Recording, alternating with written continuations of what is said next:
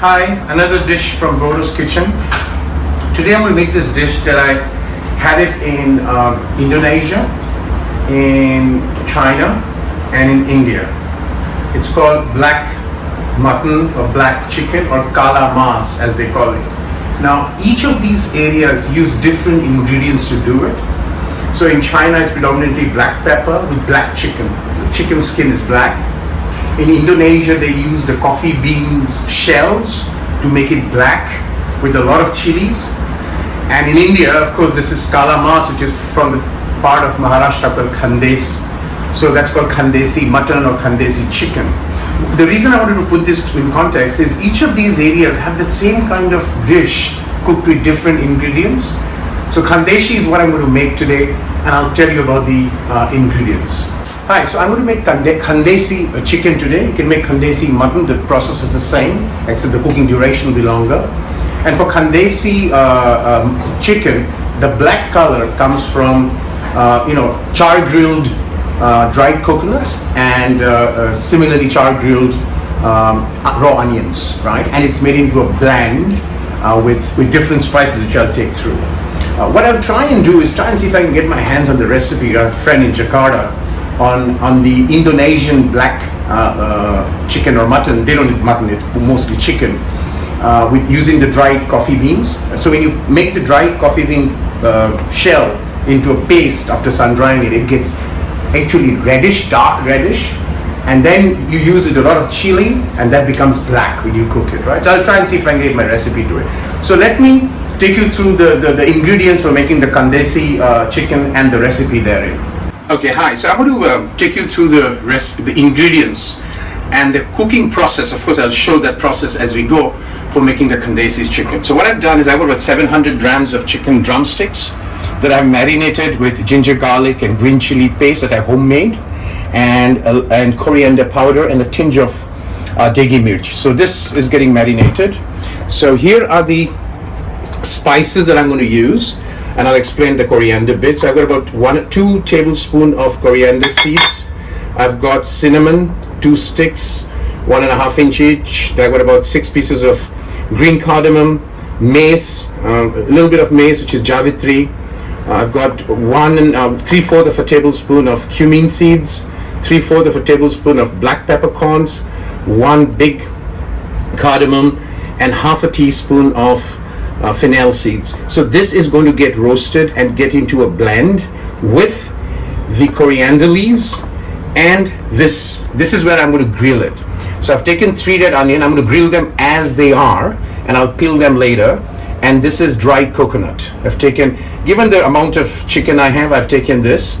So this is, I'm going to grill, and then I'm going to roast this and make all of this into a blend, water blend, not very thin. And the cooking style is I'll cook the chicken separately, the paste that will come out of this separately, and then put the paste on the chicken and make the dish. But we'll come back to that. For now, let me go and grill this. It's going to take some time. I don't want to show the process, but I'll show you the after process. Hi, so I have can you come here? I have kind of char grilled the coconut and the whole onion.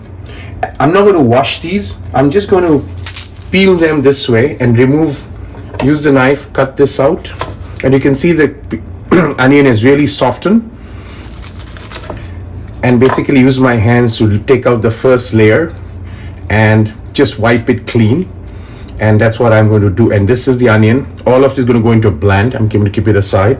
Now for the coconut, I'm also going to do is just take out these burnt layers a little bit, right? Because otherwise it gets a little bitter. Similarly here, I'm going to take this out and I'm going to slice this up into pieces and into small, and then chop it and then put everything into the grinder. So we're going to come back and do that. And in the meantime, I've also roasted my spices.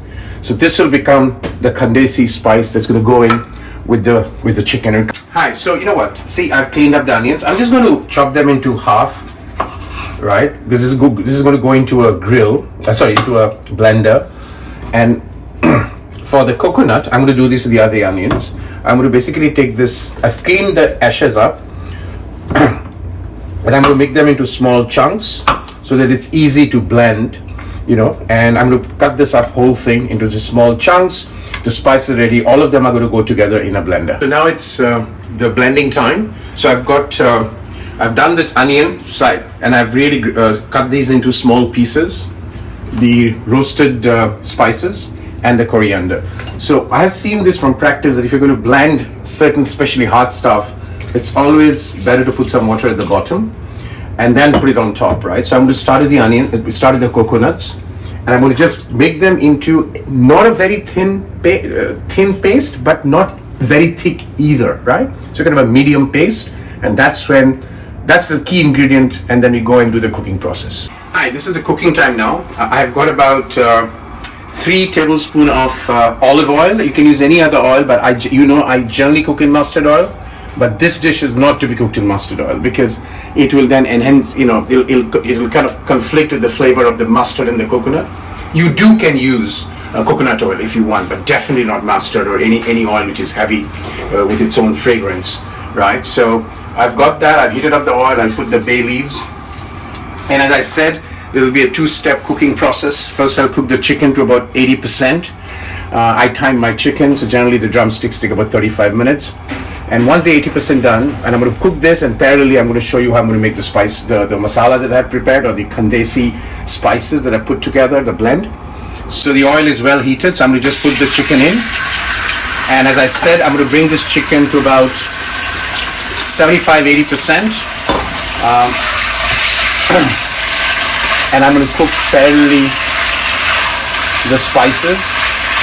So there's nothing much to add to this. I'm just cooking in the marinated ginger garlic that I put in, and the coriander seeds with a little bit of, remember I'd already put salt before, so I'm going to put a little bit of salt, and I'm going to just saute it for some time. Hi. So now while the chicken is cooking here, I'm going to make